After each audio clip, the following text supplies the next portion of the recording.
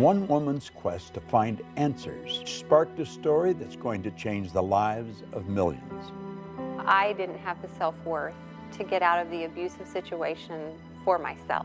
I have 3 children that are the light of my life, and they are the reason, the encouragement, the purpose for me getting out of my marriage.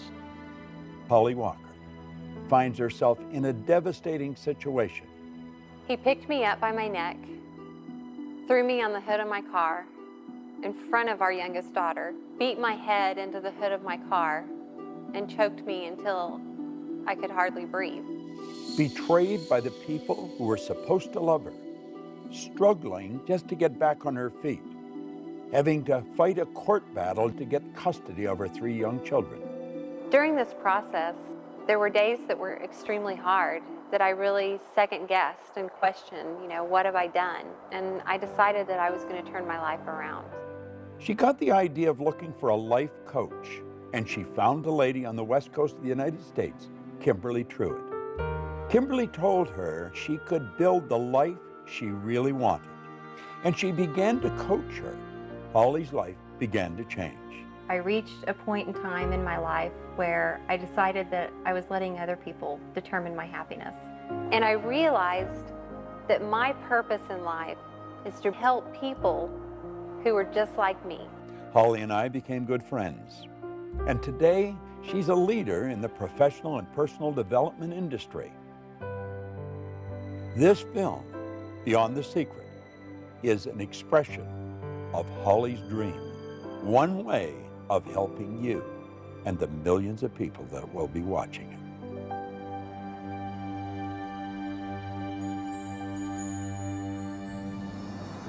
You know, the story that I've just shared with you of Holly Walker is a true story. As a matter of fact, I really played the story down. If you knew the truth about the transformation that took place in this lady, how she went from winning to nowhere and right back up again, you would never wonder whether you could win. And that's the purpose of this film. We want to recommend that you go beyond the surface, really take a look at who you are and what you are. Do you know that there's around 11 million kilowatt hours per pound potential energy locked up in the electrons in the atoms of your body? Phenomenal power. We've got enough potential energy in us to light up a small town for nearly a week. What do you really want? Listen carefully as each person comes on the screen. Listen to what they have to say, because they're going to put a spotlight on something that Holly wants you to hear. But don't just listen to it. Understand it. Listen to it frequently, and then apply it. Life is a magnificent journey. It truly is, but only if we make it that way, and we have the potential to do that. Hi, I'm Holly Walker, and welcome to Beyond the Secret. What's the value of one really good idea applied to one specific area of your life?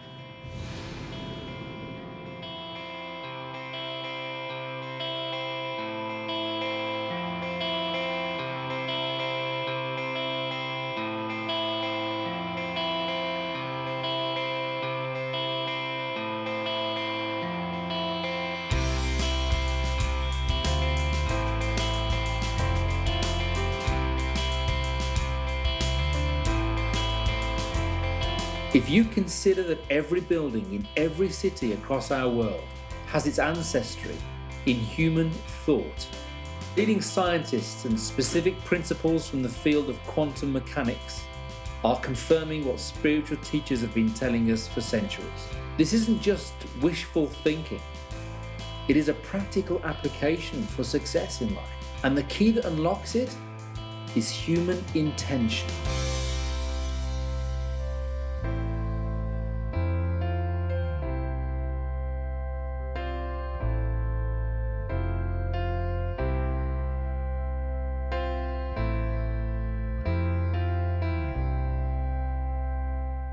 The law of attraction is no longer a secret. It's been discussed, ripped apart, examined, and put into practice by those with the awareness of how to use it to their benefit. You may be like I was, confused, disappointed, or maybe you just have a lot of questions that you need answered. My website has received thousands of emails. I think I'm doing everything I'm supposed to, but it's not happening fast enough. Why am I not making more money? Why isn't the law of attraction? I want to start living my dream lifestyle, not just dreaming about it. How do I do that? I made it my mission to find the answers. I set out to meet with the teachers who inspired me, the ones who really spoke to me and helped guide me through some very difficult times in my life. And literally, through the law of attraction, over the course of a year and a half, I was able to sit down with some of the world's leading visionaries and most inspirational teachers and ask questions. The wisdom that they share in this film is invaluable, and you can use it starting today to change your life. I have heard time and time again, and you've probably heard this yourself, that the law of attraction doesn't work. That's like saying the law of gravity doesn't work. The law of attraction is always working, just as the law of gravity is. Gravity keeps you sitting on a chair and you're not bouncing off a ceiling. But if you use it wrong and walk off a building, you're toast. Well, it's the same with the law of attraction. The law of attraction, though, is a secondary law. The law of vibration is the primary law, and the vibration you're in dictates what you're going to attract. When you're in the vibration of having ideas, everything that's in harmony with having that experience will start to be attracted to you. Like energy attracts like energy. If you're not in a good vibration, you're going to attract stuff you don't want. But the law of attraction's always working. It's a matter of understanding it and bringing our mind and body, our whole being, into the right vibration so that we attract what we want. So if you think you're using the law of attraction, but you're not creating the results you want, it's sort of like taking a lamp to an electric plug. So if I'm carrying a lamp and I'm heading over to an electric plug, and I plug that lamp in, and I don't get any light, I don't get down on my knees and beg the law of electricity to please, dear law of electricity. I've thought about the law of electricity, I've done everything I know, how to be in harmony with the law of electricity, but I'm not getting any electricity, so please help me get electricity. We would never do that. We would think something's out of whack here. Either the wiring in the walls is incorrect, the cord is got a short in it, or the light bulb needs to get changed. And we would know that we need to do something to bring ourselves in harmony with the law of electricity. And it's not different with the law of attraction. So what we're thinking about manifests many times in our daily lives, but sometimes people think that a thought is an actual thing, like what I'm thinking about right now, instead of where I'm thinking from. Where I'm thinking from. So thought is more than a thing. A thought is the very essence of our life. Now, just because we don't understand that doesn't mean that you should reject it. You want to go beyond that and start to understand how your mind works, the relationship of the mind to the body, and then you'll start to see why you're getting what you're getting and how to change it if you don't like it. You've probably been taught or learned that thoughts become things. And they do become things. They become our belief system. They become our identity, our self-worth. Thoughts become things when they're aligned with feelings, when they're aligned with action, when they're aligned with strategic relationships, when they're aligned with your gift, with your calling, with whatever it is that you're bringing out in the universe. Thoughts becoming things. Let me turn that around. Everything was at one time a thought. Everything that's not green or water has been shaped by the imagination of the human mind.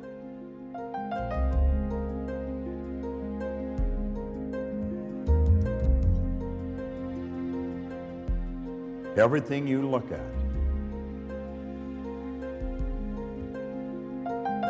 is created twice. Thinking is the highest function that we're capable of. And when we think, we take thoughts and we join those thoughts together and we create ideas. And by holding the idea in our mind and getting emotionally involved, it causes us to move into action. And it also sets up an attraction. And it's the action, the attraction that alters the conditions, circumstance, and environment in our life. It's not enough to be talking about your dream, thinking about your dream, praying and hoping for your dream. You really do need to take action. It's been my experience that with one single action step, everything changes. You're no longer thinking about it, talking about it, you're doing something about it. People relate to you differently. You relate to you differently. New resources show up as you have a new perspective. It isn't that it drops in, like, the whole picture just drops in, but you'll get threads of it. You'll see little, like a sprout coming up. If you honor the sprout and nurture it, it will grow, it will send down roots, it'll begin to flower and blossom, and ideas come forth this way. And that's how you build a dream.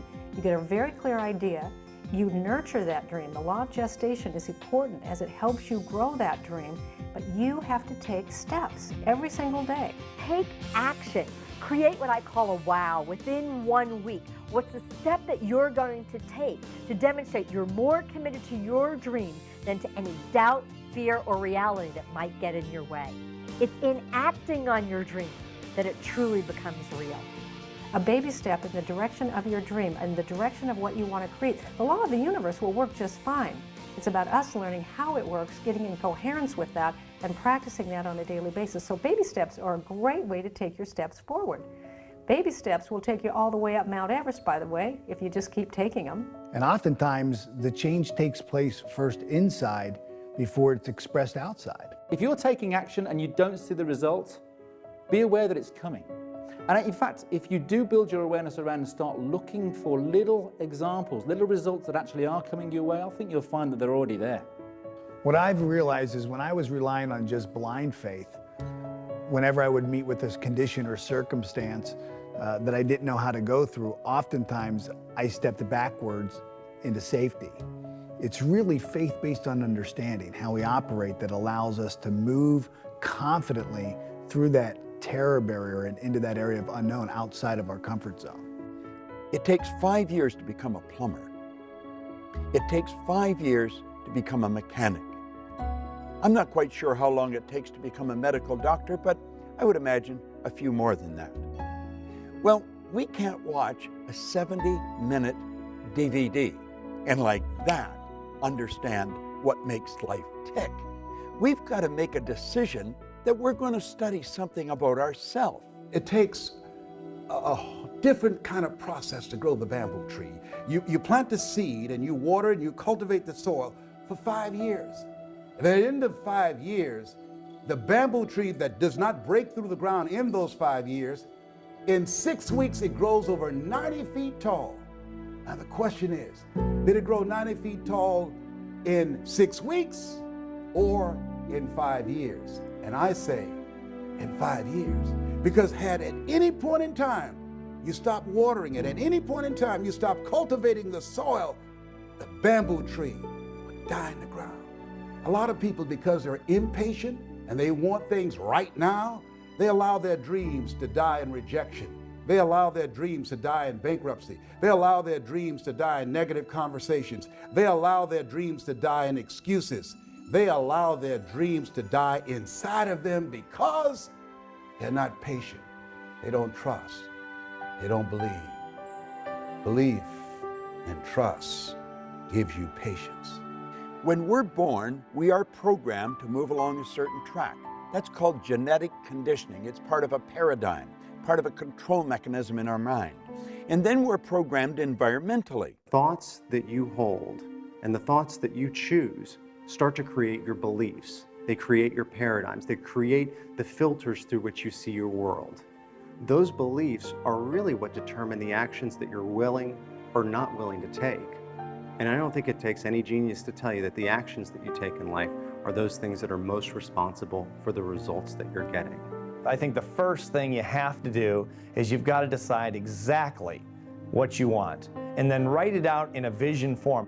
We can take a pen and a piece of paper and decree our own destiny. Like a story, like it's already happened, like it's present tense. Now, if we don't do that, and unfortunately not that many people do, then it's predetermined. It's predestined by the paradigm that's built into us at birth. But you have the ability to change it. You build the image, you get emotionally involved with that image, you hold that image in your mind of that life that you want to live and you in it. And you will begin to see those results manifest themselves. That is the way to create the life that you want. Our gifts come to serve the world, not to make us rich first, you know. And so, but I was trying to get rich off my gifts. And I was so sad. I worked the principles too. I wrote it down. I did all the things that I learned to do early in the game. And I was very depressed a lot of the times because what I wanted to see happen was not manifesting. You know, we live in this GPS society where we think we have to know every single step we've got to make, and it's really not that way. It didn't dawn on me that maybe I was on the wrong track, that maybe there was something better for me. As long as we know what the very first step is for us to take, and we may not even have a clear idea of that. Thoreau said if we'll just advance confidently just in the direction of our dream, we can live the life we've imagined. But one thing that I didn't stop doing was that I didn't stop singing, and I didn't stop writing songs, and I didn't stop with my interest in music. I loved it. What we need to know is why, what our purpose is. Knowing how to do something really is at best guessing. That's something that's left to our Creator, to our relationship and understanding of how God operates with and through us. I got to a spiritual community that really inspired me, and I heard the message. I heard this message that said I was more than my idea of what I thought life was. That there was something greater happening than what my disappointment had said the world was. I was disappointed with the world. I was disappointed with everything. I was pissed off. I was mad. I was cynical, you know, because I had worked the principles, I thought. And I was like, once I really understood what that meant, I became alive again. That numbness inside of me began to thaw. You know, that numbness from disappointment began to really thaw. God never meant for me to be Lionel Richie. Lionel Richie, like Oprah said, Lionel Richie was taken. You know, I was here to be Ricky. Well, what did that mean? You know, what? And then I started writing these songs of inspiration, writing songs about, you know, about love, about God. That's what I came to do. That's what I came to do. I received an email from a woman who got married at an early age, had children, and she's now divorced. She works at a job that she doesn't like to support her family. Her email had so much in common with a lot of others. You feel overwhelmed by responsibility, and it may be true that you do feel stuck. That thinking is the problem. The other stuff isn't really the problem. The thinking that you're stuck is the problem. So I know it's hard to think differently when you really think you're stuck. That's why you want to study this, and that's why you want to get some help thinking differently. Okay, if I didn't believe I was stuck, what options do I have? If I didn't believe that I was going to be stuck for the rest of my life with this, what could I do? The mistakes you've made in the past, you've already paid for. You don't have to pay twice. Start right now. Redefine what it is that you want. Begin to take the steps to the dream job that you do want. And you think into the solution. You begin to think from a believing that maybe there's an opportunity. I don't know the opportunity yet, but just maybe. And onto that parched field of believing, let one little drop of water land and say, if I didn't believe it was totally impossible for me to have a life that was really fulfilling, what could I do? There are people who could say, you know, Les, I made a lot of early mistakes. And because of the mistakes I made, because of those decisions that I made some short-term decisions that had some long-term consequences. And as a result of that, I can't live my dream now. Well, that's all in the past. That's all gone. You've paid for that. Don't allow what's going on right now to define you. Be open to the possibilities. One, of getting some help. Also understand and know and expect things to get better for you. And ask yourself, what is it that you need to do differently? But it takes a mind who's willing to explore, expand, extend, and you can choose to do that. You've overcome significant challenges to be where you are today. Don't give power to the mistakes of the past. That's behind you now. Look at yourself right now. Build on that. Build on what you've brought into the world and what you've overcome. And understand that you can achieve so much more if you just apply what's inside of you. Because it's your life and you're a co-creator and you get to choose any life you want to have. But the problem really isn't the problem. The problem is always my thinking about the problem. It's never too late to change your life. It's never too late to make a dream come true. And it's never too late to create a new dream for your life. Ask yourself, where do I want to go from here? Begin to focus on the possibilities. See, whatever you focus on the longest will become the strongest. If you talk about, and I know this from my own situation, I talked about, well, I don't have a college education. Well, I was labeled educable mental retarded. Well, I'm adopted. Well, I never worked for a major corporation. All of the things that I focused on, that became the dominant story in my mind.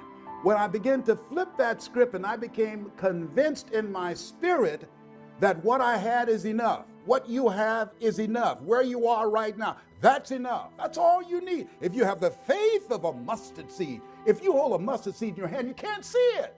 You don't have to have a whole lot. It is absolutely pertinent that you have a dream. If you don't have a dream and you're taking action every single day, then there's really nothing that separates you from a hamster running around in a wheel. Yeah, you're getting a lot done, but you're moving nowhere. The dream is what gives that action direction. I would really like to believe what you're telling me, Bob, but I feel stuck. By the time I get home and get the kids to bed, I'm beat. I'm in hock right up to here. I don't have the money to really buy some of the things or attend some of the programs you're talking about. And quite frankly, I'm tired. I really don't know how to make it work. What is something that I know I could do, know I should do, and know if I would do, it would move me closer to my dream? Now, I'm not asking that you're going to have an answer that's going to make this big quantum leap. What's just the first step? I have a friend who does a seminar called How to Earn Over $200,000 a Year with Your Eyes Closed. Mike Jones out of Philadelphia. He's been blind since he was 10 years old. Tawana Williams, she wrote a book called Unarmed But Dangerous. She's the president of her own corporation. She was a 10-year crack addict, a single mother, and she was born without arms. Oh, what's your excuse? I say you're bigger than your excuse. Stop focusing on your reality. Start to ask yourself, how do you want your life to be? And then take action steps to prove that you're not just talking about it. You're not inspired. And you're not inspired because you don't have a goal. You have things you want that you wish for. You're being controlled by what's going on in your outside world. Your external circumstances are just a mere reflection of your internal circumstances.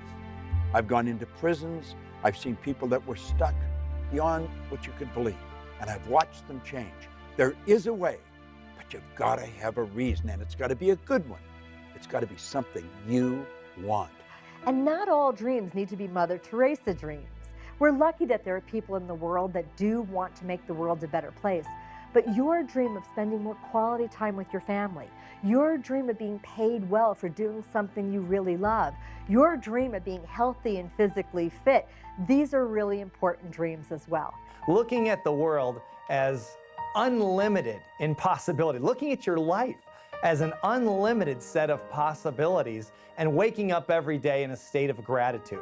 And that's not, I don't mean gratitude is gonna do it for you. I don't mean gratitude is gonna lead to action, but it puts you in the right frame of mind to really invoke the law of attraction. So it's your emotional involvement that alters the vibration and sets up the attraction. The number one step you need to take is to fall in love with what it is you want to be, do, or have. Just repeating something isn't going to do any good. You've got to mix it with feelings of emotion. You've got to internalize it. You've got to become the actor. You've got to live the part. It's not just a want or a wish or a desire, it's an all-consuming obsession. You do it frequently, it'll become a habit. You must be emotionally involved with whatever you want, or nothing's going to happen. There was a woman I know, a young mom, 2 kids. She was a single mom, had dropped out of high school, didn't have an education. The father of the children had been long gone and there was no child support. So she was working 2 jobs. She worked at a local fast food restaurant and she took in laundry and alterations at night to earn enough money to support herself and her 2 kids. She lived in a very small 1-bedroom apartment and it was $500 a month for the rent, and it was all she could do to just squeak by. And then she heard about these ideas, and she thought, well, if I had a dream, what would my dream be? And at that point, she thought, I would love to have like a place we could live that would have 3 bedrooms where we'd each have our own room. But how would I do that? I mean, she was barely getting by on being able to earn enough to pay the $500 a month. So you need to build a very clear image on the screen of your mind, in your consciousness, of you in the role, in the life that you want to live. Only then are you in a position to be able to plant things in the home, such as vision boards or bullet points or reminders anywhere that might be on the dashboard, on the bathroom mirror, on the fridge, that prompt that image onto the screen of your mind. Write out what you want to accomplish over the next 6 months. Not 6 years or 60 years, 6 months. And make it very clear.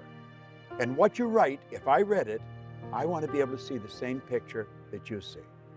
That what she really wanted was a small place with a fenced backyard, so her son, who was 7, had longed for a dog, could have his own dog. There would be a fireplace so that they would be warm in the winter. And she described the kitchen when she wanted a window over the sink, because she was so tired of doing dishes and looking at a blank wall. And she wanted an arched doorway to come in through, and she wanted a little picket fence out front. People take the time to decide what they want, and they write it out. And then they think just through sheer willpower they can make it happen. It isn't going to work. That's like a fly trying to fly through the glass in the window pane. It's going to die on the windowsill. One of my favorite quotes comes from General Schwarzkopf. He says that in times of war, I find plans utterly useless, but planning to be priceless. Really, what would you do if you just didn't believe it was impossible? And she said, well, I'd look for it. If that's exactly what you do if you didn't believe it was impossible. Go look for it. And she said, well, I found exactly what I'm looking for, but I don't feel any better. I actually feel worse. I found this little house. It needs a lot of work. It's got hardwood floors need to be refinished, and the cupboards need to be redone. But there's a window over the sink. There's a little fireplace. There's no grass in the backyard. But there are 3 little bedrooms, and the picket fence needs. And she said, but now I just feel worse. And they said, but if you didn't believe it was impossible. And she said, I don't know how this works. This can't be work. You know, I just feel worse. And they said, do this. If you didn't believe it was impossible, what idea could you get? What if time and money were not issues? What if you had the support of the people around you? She says, well, you know, they want $900 for this. That's like twice almost of what I've been paying. I can't do this. I said, but if you didn't believe it was impossible? And they said, just stay in the question. If I didn't believe it was impossible, what would I do? And here's the action part of applying the law of attraction, is that you take a step anyway. In the absence of knowing everything, you take a step anyway. It's a baby step. And you have to stay in the inquiring mind. If I didn't believe it was impossible, what could I do? What could I do? The imagination is going to cause the universal mind to start bringing you what you need and when you need it. And she got an idea. And the idea was to write the landlord a letter and tell the landlord about herself, about her children, and what she would do for that house if he would rent it to her for a year for $500 a month. How she would refinish the hardwood floors, how she would redo the cabinets in the kitchen, how she would plant the grass, how she would put in some flowers, how she would paint the picket fence. And if he would supply the materials, she would provide the sweat. She wrote a beautiful letter, and then she signed the letter and she put it in the mailbox. When we're really expecting the good to come into our life that we're hoping for, we don't ask, where is it? And you must expect it. Desire without expectation is flawed. You have got to expect the good that is coming into your life. Expectation is born of belief. You have got to believe it, because if you don't believe it, then you're wishing a fantasy. Finally, 2 weeks later, she got a phone call. It was the landlord, and he says, I don't know why I'm doing this. I've had your letter on my desk for 2 weeks. I've got 2 full-price offers. But something in your letter just won't leave me alone. So I want you to sign a contract, what you'll do each quarter of the year. And if you really will do what you say you'll do, I'll let you have the house for $500 a month. Now here she had manifested what she had really hoped for, and there was no material way from her current status that she could create it. But the interesting part is not that she got the house, which she did, and not that she fixed up the house, which she did, but who she became in the process. Because she began to discover herself as someone who could create, as someone who could have a picture and not know exactly how to do it, but apply the laws of the universe and stay in the mind that says, if I didn't believe it was impossible, what would I do? And an idea would come, and if you take that step, things unfold. I really related to this next video email because I've experienced a lot of the same things. My husband thinks this stuff is all a bunch of fairy dust. It's hard to try when he constantly puts down everything I do. Does this stuff really work? See, everybody does not want to see you make it. There's some people that are jealous. There's some people that are envious. Why? I don't know. Some people, because if you are driven and you're working on your goals and dreams, they feel that will make them look bad. As you start to study this information, your life is going to change. You know, along the way of trying to apply these principles, you'll hit the top edge of your paradigm. You'll hit other people telling you all the reasons it can't happen, what can't be done. MIT did a study. If I tell you, you can't do that, someone has to come along and say, you can do it, you can do it 17 times to neutralize that one time.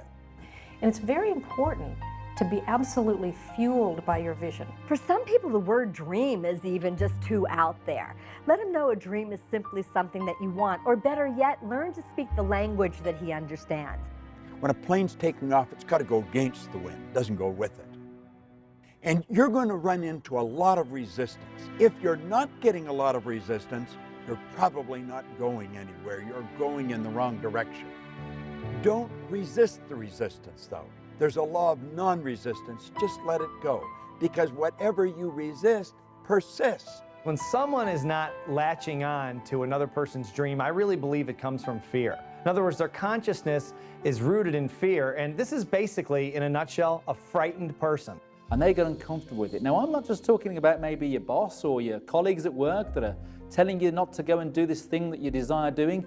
I'm also talking about those that you love dearly. I'm also talking about your partner, your spouse, your husband, your wife, your mother, your father. And you know, the people that are closest to you are going to put up the most resistance. They don't really want you to get ahead, because if you do, then you become a mirror to them. All of a sudden, they've got to look at you. They know they're as smart as you. They're as educated as you. They've known you your whole life, maybe. And all of a sudden, you become a mirror. And when they look in that mirror, they see themselves, except they're not where you are. And sometimes they can resent you because of that. And it causes problems in friendships. It causes problems in families. And it's just part of moving ahead. It's part of going to the top. They don't understand what you're doing. They don't understand where you're going. And you're going to find as you study, you keep raising your level of awareness. The people you're hanging around with may not. You know, often people ask the question, will you lose people along the way? Is this a lonely journey? Think about your life. You've grown, you've progressed, and probably your first grade friend is not your best friend now. And as you move through life, certain things happen and certain friendships change. You'll just keep growing, and they're not growing. And you're going to have new friends, and you're going to be in a new area, and you're going to be with more exciting people. Don't sell your dream out to somebody else's opinion. Look at your relationships and ask the question, what is this relationship doing to me? It's a new term in psychiatry called relational illness. There's some people that can make you sick. I have a friend, I'm serious. I have a friend who, when she was married for 9 years, every year she had to have some kind of surgery. And once, and now it's been over 8 years, she got a divorce. She never had to have another surgery. If your why is big enough, the how will show up. So you want to stay very much in touch with why you want this dream, why it's good for you, why it's good for others, why you want to be doing this thing. If you're not yourself, then you're not free. You shouldn't be the person that your wife wants you to be, your husband wants you to be. You've got to be you. And by being you, you will be the wife that you want to be, the husband that you want to be, the employee you want to be, or the boss that you want to be. Because if someone else raises their eyebrow and says, really, you think you're going to do that in this economy? You think you're going to do that with your education? You think you're going to do that? It can be difficult to stay fueled up in your passion. They don't understand what you're doing. They are in the comfort zone. And they think you're crazy stepping out and betting on yourself, giving up that good job, moving to that other city. Give it time. Let him see you taking action. Let him see your success. By changing ourselves, showing up more fully, living with integrity, people start to take us more seriously. Well, Les, can I change him? No. It's a full-time job changing yourself. I wouldn't try to change your husband. What I would do is I would do what you can totally 100% control, and that's your actions. 9 out of 10 people will die rather than change. That's how difficult change is. So you can't change people. Change yourself. You know, often it's the people that are the closest to us that might have the hardest time believing for us. He doesn't think you can do it, not because you don't have the talent, but just because it's not within the parameters of his belief system. So some of the closest people to you will not be able to see your potential. They will not be able to see your spirit. They will not be able to see what you're really made of. They see their snapshot picture of you and actually have an investment in you staying as you are because they're used to you this way. There are two types of relationships. There are nourishing relationships. Those are relationships that hold you accountable. These are relationships that challenge you. These are relationships that you can grow from mentally, emotionally, and spiritually. They stretch you. And there are toxic relationships. These are relationships that drain you. These are relationships that are very critical of you. So you want to surround yourself with people who can believe even when you can't believe. We can't always find one person who's our dream person, meaning they can deliver everything we need all the time. So it's great to have friends that you can turn to who are advocates, or dream team members who, no matter what you say, they're going to look in your eyes and say, I believe in you. I know you can do it. Because for any one of us, it's difficult to see the picture when you're in the frame. So you want someone else who can see the whole picture and help remind you yourself. Yeah, sometimes when you're going for your vision and your dream, people will say, oh, you're just materialistic, man. Why don't you just be satisfied? All you care about is money and things and that type of thing.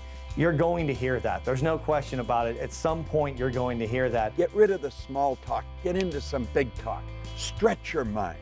Go where you've never been. What we're talking about is not about materialism. It's about thinking. You can apply it and get as wealthy as you want to be. There's no question about that, and a lot of people have. You can also apply it to your relationships. You can apply it to your health and fitness. You can use it any way you wish, but it's really about thinking. As you get freer and you get more liberated and you get more expansive, it's a lot more fun. And people who are the naysayers and people who said it couldn't be done, take a look at your life and then they get interested themselves. And if they don't, you just bless that and honor their right to have a life that they choose. Life is short and it can be great. Make it that way. Don't let the resistance knock you off track. There's some people that are so happy and so at home being negative, they can walk into a dark room and begin to develop. You know who they are. And if you're sitting with the enemy right now, just blink your eyes. I see you.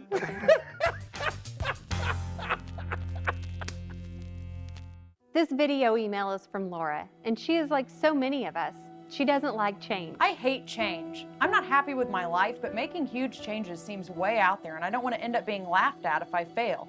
You know, if we'll be open to a new idea that maybe change can lead us to the growth that we really want in our lives, to a completely new who we are, a redefinition of our purpose in life, a full realization of our potential, then maybe change doesn't become this thing that we have to struggle with or wrestle with. Most people live their lives completely at the whims of the circumstances around them. It's easy to get comfortable in a life that isn't really that comfortable because we're used to it. Get out of the comfort zone. You know, if you're comfortable where you are, you're in a bad spot. You know, I was very corporately conditioned. I was programmed to go into work every day, to earn the salary check, and the thought of not having that salary check, the thought of not having that company car, the thought of moving out and doing my own thing scared me witless. It kept me in that place for 4 years beyond when I should have gone. Don't settle for comfort. Life is too short. It can be a phenomenal trip. Don't give yourself permission to continue to be where you are. Give yourself permission to grow. Give yourself permission to reinvent yourself. Give yourself permission to take your life to the next level. When people say to me, I'm scared, I know where they are. Because you see, we're controlled by our conditioning. We're controlled by our paradigms. And they will keep us gripped because they don't like change. Status quo is their business. Being comfortable is not a good place to be.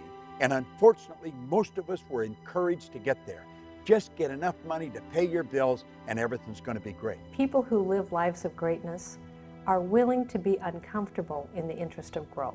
They're willing to stretch a bit. They're willing to be in some uncharted territory. It's when you're uncomfortable that you're growing. It's when you're a little scared. You're excited and scared at the same time. And that feeling at the conscious level is worry. At the subconscious level is fear, and in your body is anxiety. Now understand what this message is from your mind. Your body is just an instrument of your mind. This is your mind's way of telling you that you are about to grow. It's when you're going after something, you have no idea how you're going to get there, but you've got to know you're going to get there. It is not your mind's way of telling you that you cannot achieve what it is that you're about to do. You have infinite potential. Step out and bet on yourself and keep going until you reach a point of discomfort. Then you know you're growing. A 100,000-mile journey begins with the first step.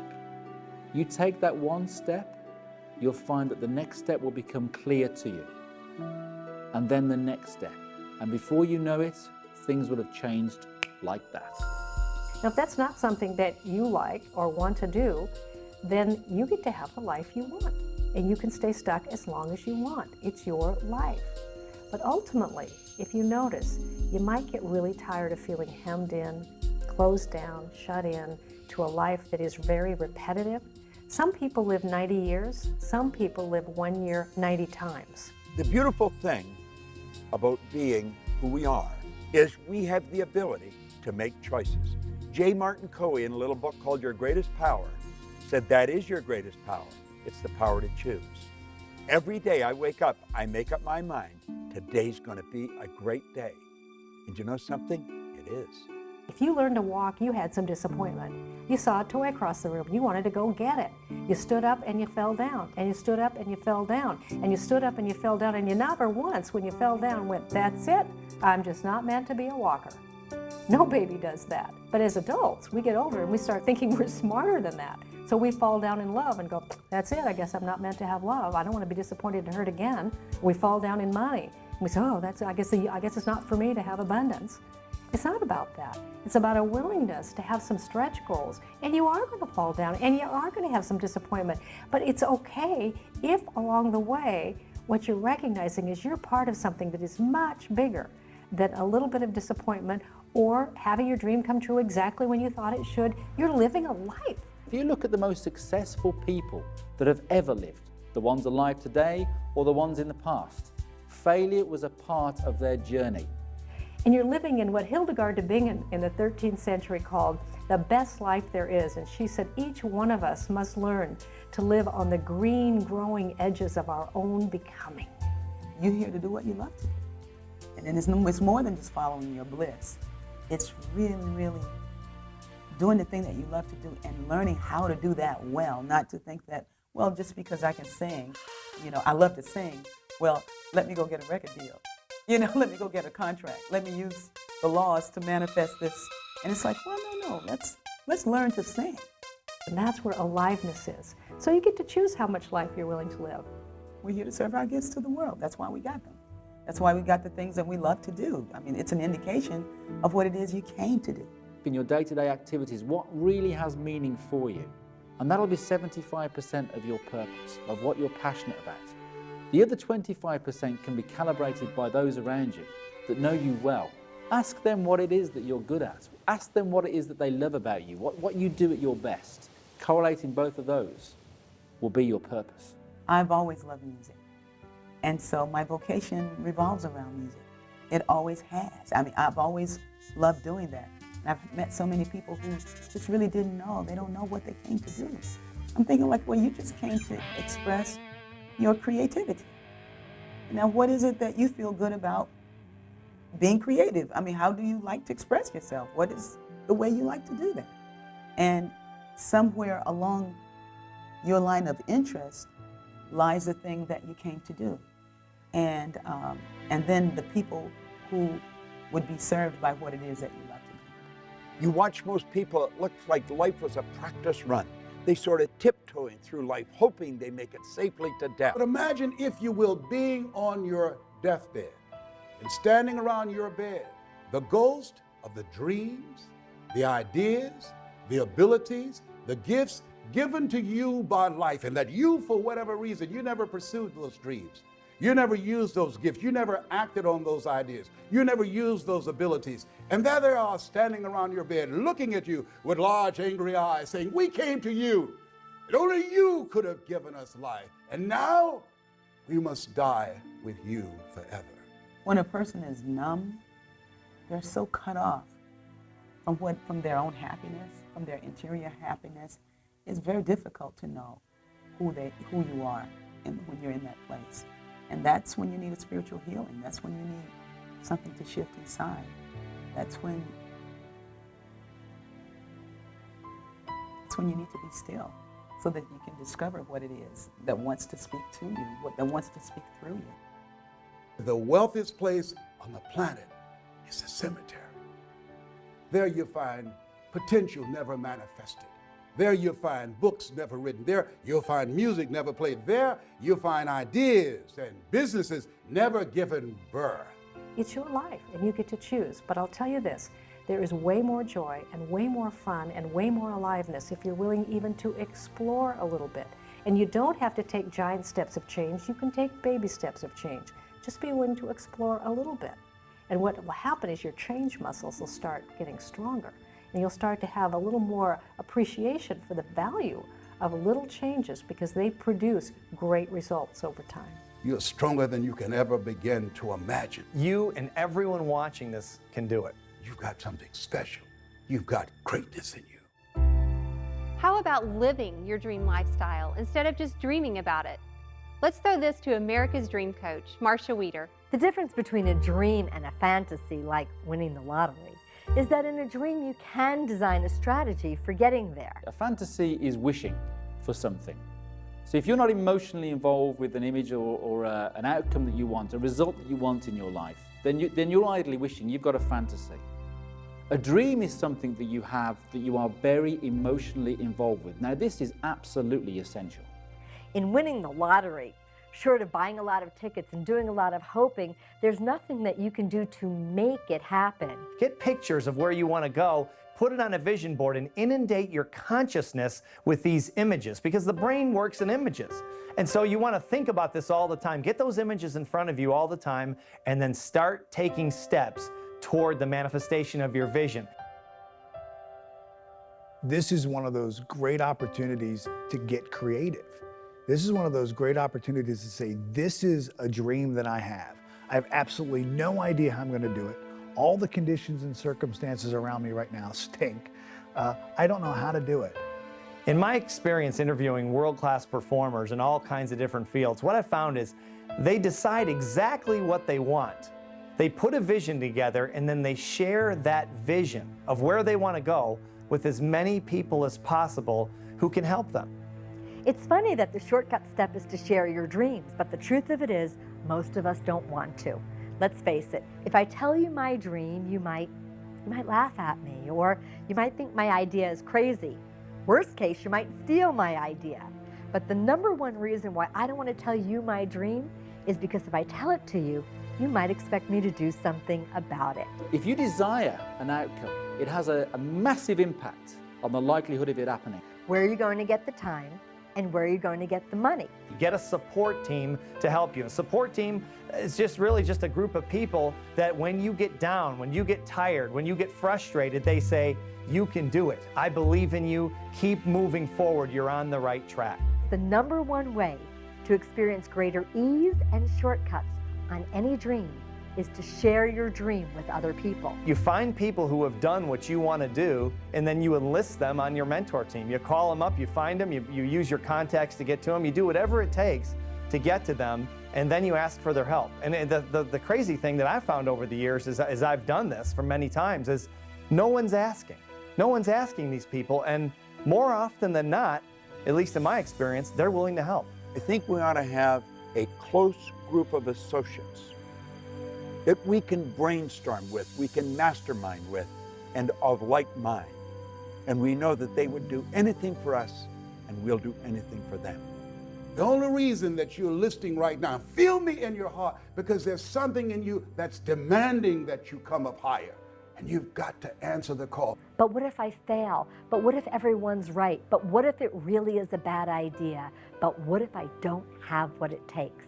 I think you're going to lose belief. I think every great performer along the road to manifesting their vision loses belief. You may hear that they don't, but I've worked with a lot of them, and I think all of us have. We've all lost our belief at some time, and then there's a support system right there to pick you up. I remember when I was building my speaking business, and I just wasn't going anywhere with it, and I would talk to my parents, I would talk to my wife, Dawn, and they would say, without any question, when I was down, they would be there to say, you can do it. I know you're so close. You're gonna break through, you're gonna break through, and it would give me just enough courage, just enough mental toughness, if you will, to hang in there one more day and one more week until it finally broke. We all need help. We all need support along the way. Get up and get going. I've lost everything 2 or 3 times. Never slowed me down. 8 out of 10 millionaires have been financially bankrupt. So what? You can come back again. Willie Jolly, motivational speaker and author, said a setback is a setup for a comeback. You have comeback power. I found, and I think you're going to find the same thing, is that dreams are contagious. The secret here is to separate out what is your dream and what are your doubts and fears about it. The bottom line is, which one are you more committed to? Your dream or your doubt? Your dream or your fear or your reality? Prove that you're more committed to your dream by taking action.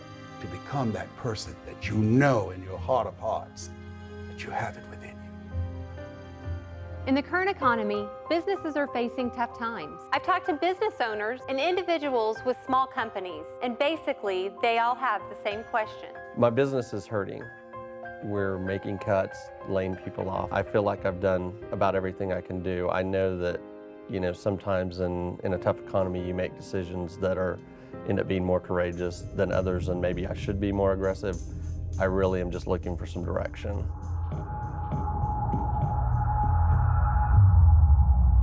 Foreclosure crisis is centered in 4 states, but taxpayers across the country will feel the pain of bailing in America continues to spiral downward. The Dow Jones dropped another 300 points. Foreclosures reached an all-time high. Stock market plunged today. The Dow is tumbling once again. Just this week, information was released that 2.3 million American homeowners faced the loss of their homes last year. We are being inundated today with economic information, the likes of which probably most people alive have never heard before.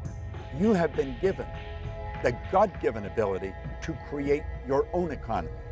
And that's what you want to start to do. Quit listening to all these terrible news broadcasts. Does that mean that the economy is not in bad shape? It doesn't mean that at all.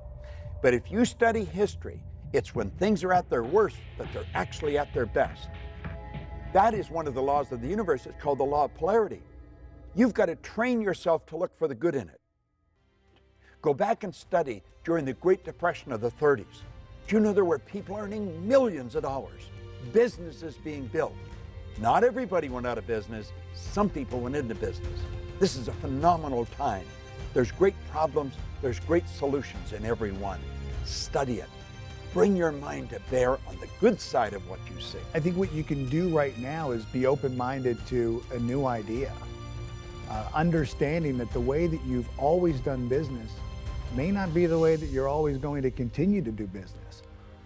One of the great books, The True Believer, written by Eric Hoffer, he said that in times of change, it's the learners who inherit the earth. It's easy to have faith when you have a job, or your business is successful, you can make payroll, your marriage is working out, your children acting like they have good sense. No one has looked at you and diagnosed you with a terminal illness. It's easy to have faith then. But the true test of faith is when life taps you on the shoulder. You've got to look to your beliefs about money. Like, what do you believe about money? Do you believe that money is a good thing? Is it a bad thing? Is it something that that you shouldn't want? Is it wrong to want money? I would study your beliefs, because your beliefs will dictate your behaviors. You don't necessarily get what it is that you want in life. You get what you believe you're capable of. You get what you believe you're worth. And if your behaviors aren't in line with making more money, you won't make more money. You can wish for it all day long. It's not going to happen. But if you can alter your beliefs and expand your beliefs around money, you can automatically, just by default, change your behaviors around money, which will ultimately lead to making more money. A person doesn't earn $50,000 a year because they want $50,000 a year. They earn $50,000 a year because they're not aware of how to earn $50,000 a month. Stop and think of the things that you're aware of today that you weren't just a couple of years ago. Awareness is the most phenomenal thing. If you were aware of how to utilize the potential that you've got, your whole life would change just like turning on a light. Awareness, you develop it through reading, you develop it through listening, you develop it through studying people who have done what you want to do. Study people that have developed wealth and watch the way they live. I don't mean the cars they drive or the houses they own. That's all fine, but that's all icing on the cake. Everything you own at the time of your death is going to belong to somebody else. But what you are is yours forever. No one is any better than you, and no one's any worse. We are truly equal. And what we want to do is really understand that. Do you know that everything, ourself and everything that we see, is energy, and it's in a source of vibration, pure unadulterated spirit. There's an infinite amount of money. I don't mean there's an infinite amount of paper and gold. I don't mean that. I mean, making money is really unlimited because money really flows directly from ideas. When you begin to start thinking, get grounded within yourself and be still and start thinking and not allow yourself to make decisions from your fears. Zig Ziglar calls fear false evidence appearing real. You want to be thoughtful and start thinking and strategizing and developing a plan of action of where you're going to go now, where you're going to move your life, what's next for you. Because there is something available for you. It's now time for you to start a new chapter in your life. There's total abundance out there. Most people don't know that, but that doesn't mean you can't believe it. That's what wealthy people believe. They believe there's no end, there's no limit to the wealth they can build. I remember a point in my life, things were working out real good, and I said, this is too good to be true. I had a talk show. They paid me millions of dollars to do the show. And when I came into New York and was in the studio in Manhattan Studios, I looked around and I said to my mentor, this is too good to be true. And he said, Les, there are no overachievers. I said, Mike, this is too good to be true. Something is bound to happen. And it did. Thou shalt decree a thing and it shall be established unto you. Death and life is in the tongue. Don't be afraid of taking a risk. If you fail, you can get up and go at it again. Failing is a part of winning. One of my favorite studies is on The Spirit of Opulence, written by Thomas Troward. He said that when we're drawing from the infinite, we never be afraid of taking more than our share. I just love that. He said that's not where the danger lies. The danger lies is in taking less and being willing to settle for that. I am asked over and over again, is this a good time to take a risk? Step out and follow your purpose. Do you know the worst thing that can happen to you is not to take a risk? That's the greatest risk. See, I live with the idea that if you're not on the edge, you're taking up too much room. We've got to step out of the life we're in if we ever want to get to the one we're going for. You know, a lot of people talking about waiting for their ship to come in. And Abraham Lincoln talked about the fact that the people who win in life are willing to swim out to the ship. You weren't born believing that money is the root of all evil, or that you should go to college or you shouldn't go to college, or you should get married or not get married. Those are all programs from people of influence in our childhood. When we were little kids, people said this is right and this is wrong. And we believed it because we didn't have any frame of reference as children to argue with them. Well, now we do. Now we know what we're going to need to get where we want to go. The quality of thinking that has defined who you are and the life conditions and circumstances you have now is not the same quality of thinking that's going to produce what it is that you want and move you beyond your comfort zone. Now you believe it. Now what? Now what you're going to do is you're going to start taking action to move forward with building your wealth, because you're not going to be holding yourself back. You're not going to be sabotaging yourself with this belief that there's only so much, and who are you to want more? Who are you to dream bigger? Because you know there's enough to go around for anyone that can believe and then follow up their belief with action. If you have an idea of a business that you want to start, and immediately you sit down with pen and paper and want to figure out how you're going to afford it, you might right out of the gate compromise the dream down, making it smaller, because you know that you can afford this much money. But as you start to pump up the muscle of being more creative, more visionary, dreaming bigger dreams, you'll also see that it's more powerful to really go for what you want and then figure out how to make it happen. First understand what your dream looks like. And then when you know what your dream is, then decide if you have enough money or not, because how possibly could you know how much money you need until you start taking action towards it? In our conscious mind, we have this thought that we want to be, do, or have more. We want this big income, we want better relationships. But that thought then has to be in harmony with the belief of who we are. And oftentimes it's not. And here I think is where I know for me in my life, many times, and I think a lot of people get stuck because this is where we surrender. I think there's two major kind of beliefs. There's true belief, where you've actually experienced something and you know it's true. You believe it because you actually lived it. That's true belief, 100% belief. And then there's the belief of a lot of superachievers, which is what we call manufactured belief. In other words, as emotional creatures, they've literally talked themselves into believing something they've never done before, that they don't even know is possible, but they talk themselves into it. We call that manufactured beliefs. And a lot of people, before they ever accomplish their visions, have 100% belief in their ability to do so because they've talked themselves into it. What else in you that you haven't used that now the universe is demanding that you bring it out here? Really get very clear on the vision of what it is that you want to do. Internalize that vision, become emotionally involved with it. And then when you become intuitively aware of an action step, an idea, one of those out of the blue moments that you can do that would move you closer, that's when you act, regardless of the condition or circumstance. Those are the 3 steps. Build the image, internalize the image, and then take action. When you are actively engaged in making things happen, you don't have to be depressed. I don't think most people will do what we're talking about. That doesn't mean you shouldn't do it. You should do it. And that's one of the reasons to do it, is because most people won't. It gives you an unbelievable opportunity to move ahead. A negative person can look at opportunities and all they will see will be the obstacles.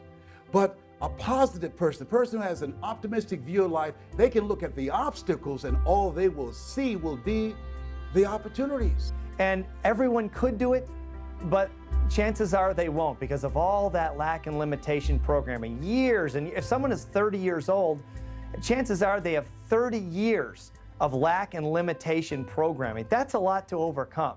So most people probably won't do it, but you can do it. All you have to do is take the steps now. Take the steps starting today. Forget the past. It's over. Most people don't realize the 40-40 plan is gone. This is the era of the 3 C's: accelerated change, overwhelming complexity, and tremendous competition. The 40-hour a week doing the same thing for 40 years, that day is gone. That was a domestic economy. This is a global economy. You will have, if you're just getting into the job market, at least 5 careers before you're 65. This is a time you want to be creative. This is the age of what Ralph Waldo Emerson calls the age of self-reliance. You want to be creative. What are the various things that you can do that you're not doing right now? Today, as Robert Schuller would say, you either expand or you are expendable. Be creative.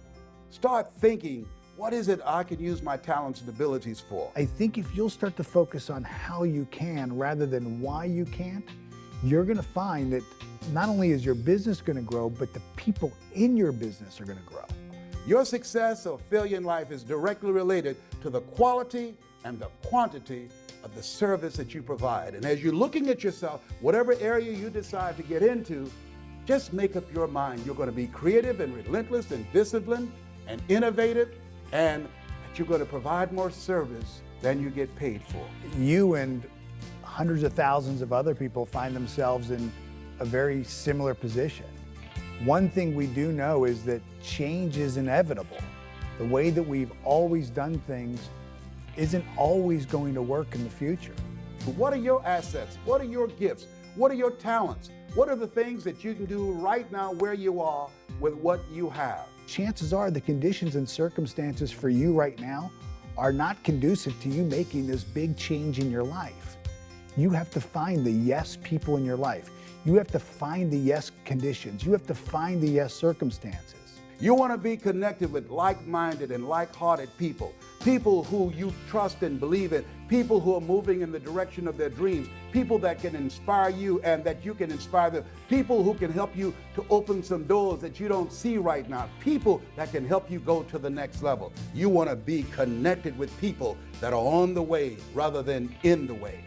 When you've got enough money, you can do what you want, when you want, with whom you want, for as long as you want, and you don't really ever have to be responsible to anyone else. You're never beholden to anyone else unless you want to be, unless you choose to be. It gives you the ultimate freedom, which is the freedom of choice. If you're going through hell, don't stop. Keep moving. In Napoleon Hill's book, Think and Grow Rich, he brought out a very, very important point. He said that an educated person is not necessarily a person with an abundance of general or specialized knowledge. He said an educated person is a person who has so developed the faculties of their mind that they can acquire anything they want or its equivalent without violating the rights of others. Our education system is nothing more than a system that memorizes data. I don't know many people in the world that find Pythagoras particularly useful in their day-to-day activities. So we come out of an education system without ever asking ourselves quality questions, the kind of questions that people need to live a fulfilled life. You have a conscious mind and you have a subconscious mind. Your conscious mind can originate ideas, it can accept ideas, and it can reject ideas. Most of us have been programmed and conditioned our entire lives to gather information in this part of our mind using our physical senses. And it's through gathering this information that we then begin to form ideas. Now, your subconscious mind, unlike the conscious mind, has no ability to reject. Whatever you give to it, it'll accept it. It does not know big from small. It doesn't know good from bad. Everything just is. It accepts whatever you give to it as real. This vibration begins to move our bodies into a certain form of action. We begin to produce actions. We begin to feel a certain way, act a certain way, behave a certain way. We have intuition, we have perception, the will, the imagination, reason, and memory. And these are all perfect. They have to be exercised like the body. You exercise the mind, it too will become strong. Intuition gives you the ability to pick up vibration. Unfortunately, most people will use it wrongly. In their conscious mind, they will choose what it is that they want. They will become emotionally involved. They'll impress this idea upon their subconscious mind. And while they're just driving down the road, an idea just boop, pops right into their mind, out of the blue. And this idea will be in harmony with what it is that they've asked for. It'll be in harmony with the goal that they've set. And the first thing they do is they say, "Are you sure? You know, is this the right idea or is this the wrong idea? Should I do this or should I do that? Is this good or bad?" What you don't like, reject it. And what you do like, accept it. You've been given the ability to think. It's the highest function that you're capable of. When we get this intuitive idea, when this sixth sense, when this hunch comes in, you don't want to ask, is this right or wrong or good or bad? Should I or shouldn't I? Because that's a limiting question, and the answer is yes to both of those. There's reasons probably why you should, and there's reasons why you probably shouldn't. The better question to ask is this: if I acted on this idea, would it then move me in the direction of the model of perfection that I'm claiming I want in my life? And if it will, you've got to move. So stop giving yourself those excuses that say, well, you know, I'm not good enough for this, I'm not good enough for that, because that again is your conditioning. That's rubbish. You can achieve whatever it is that you want to achieve in the same way that Bill Gates has done it, in the same way that Richard Branson has done it, or in the same way that anybody that you get inspired by has done it. Understand that you have exactly the same faculties, the ability to choose and shape your environment accordingly. Tune into that power, and you will create an extraordinary life. Well, I believe that we're all radiant lights of God. You are a radiant light of God. I'm a radiant light of God. And if you don't want to use the word God, we are radiant lights. We're energy. We're pure energy. So we're always radiating something. We're radiating something, and I would choose to be one who radiated love.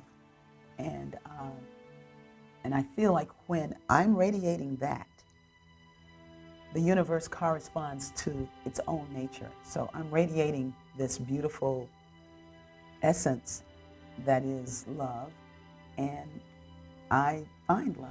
You define your purpose by first taking a look at your life, the things that you're doing for work and the things that you're doing for fun, and say, what do I really get excited about? What really gives me that psychic income, that feeling that I'm doing better? That kind of feeling is telling you, it's feedback from the spiritual core of you, who you are inside. That's telling you your purpose. And you will find that there is magic in this. As the image and the feeling tone get in coherence, it's like laser, and things really begin to shift fast. I know today's going to be a great day. There are no problems, there's only lessons. Everything that happens is to teach us something, to move us ahead to the next phase of our eternal journey. This isn't a fantasy world we're talking about. This is the real world. This is something you can do.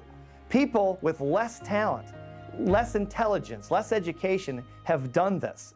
Find out what you love and then dedicate your life to it. If you at all believe in the law of attraction, you know that you've attracted this film into your life at this very moment in your life. You're not here by accident. I'm not sitting here talking to you by accident.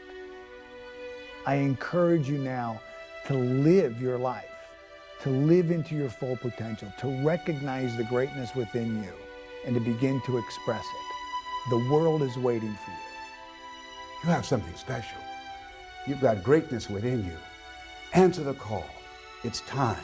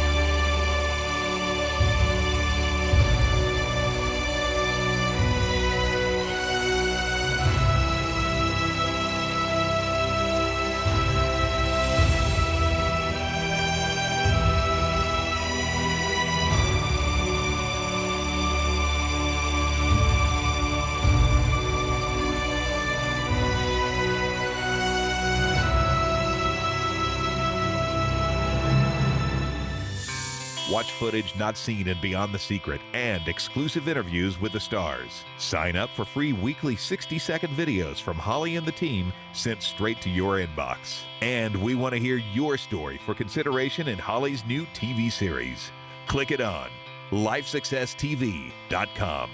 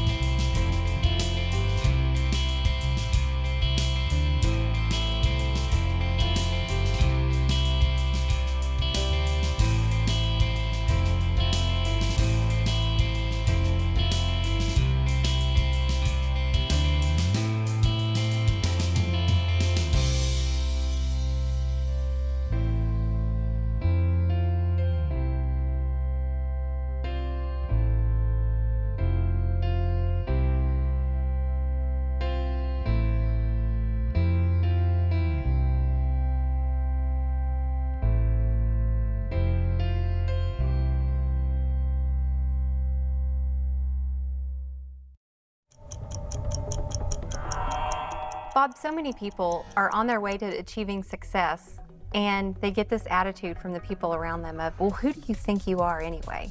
Can you expand on that a little bit? I think that comes from two sides. First of all, the person that's studying is starting to change.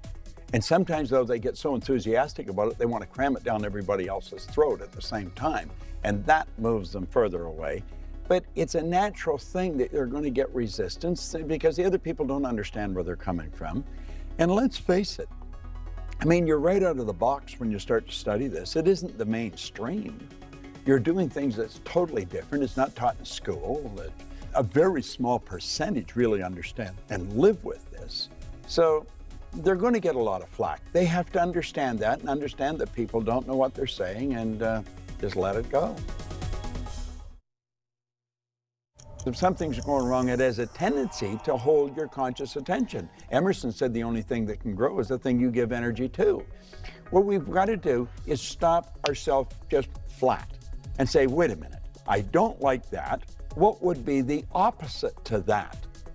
And then write out what would be the opposite and then keep repeating it like a mantra if you have to. But we have a tendency to focus on what's wrong. And we've got to get away from that. And get away from any people. Don't let people talk to you about it. One of the things that you taught me, Bob, that has been huge in my life is that force negates. Can you talk a little bit about that? It's a beautiful thing to learn because we have a tendency to want to do that. If something won't work, we're going to jam it. It won't. Force negates. Let is the key word. We let things happen. Now, that doesn't mean we don't give it lots of energy. But force is not a good thing. There's no power in force. I think they get into abusive relationships because they attract them. And it's low self-esteem on their part. And when they understand that, they probably stop it. I think most abuse, it's a man's problem. It's not a woman's problem, more often than not. And I think if a man sees another man being abusive verbally or otherwise, he should let him know that that just isn't going to fly. You know, you're not going to put up with it, and put a stop to it. But the person stays in. People do the thing they fear the least. They're probably more afraid of being alone than they are of being in the bad relationship. But if a person starts to develop their own self-confidence, the abusive relationships will go their way.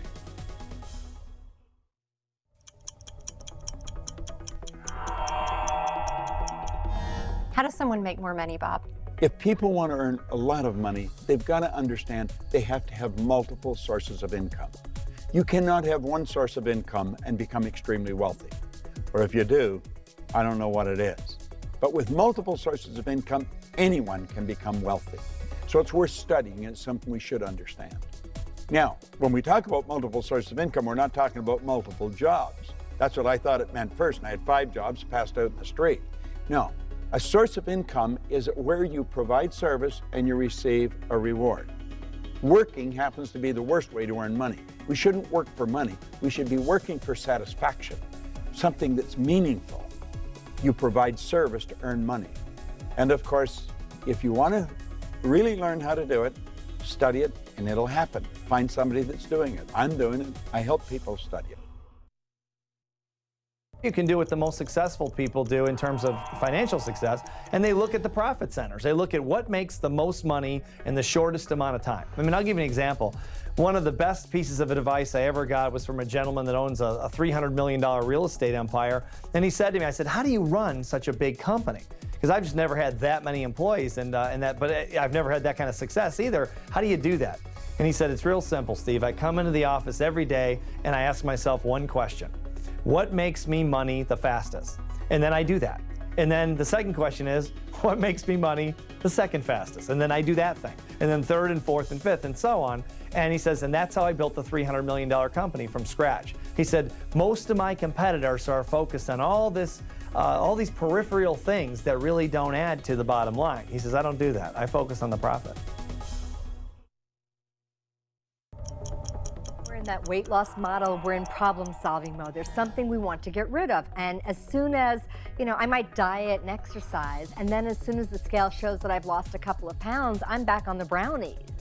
So it's not an incredibly powerful way of living life. I do find that it's I see people have better results when they're honest about where they are, we'll call that their reality, but more committed to the dream of where they want to go. Let's take the big dream, break it down into projects that you can easily accomplish in 1 month or less. It's a short enough period of time where you can stay passionate and excited, but a long enough time where you can see a result. If we don't see results, we're going to give up. One of my missions in life is to change the way that we think about and talk about our dreams.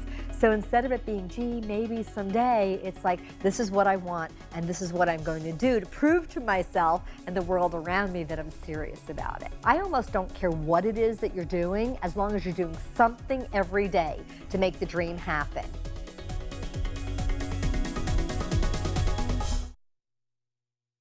Can you give me some tips on how to stay successful even during these tough economic times?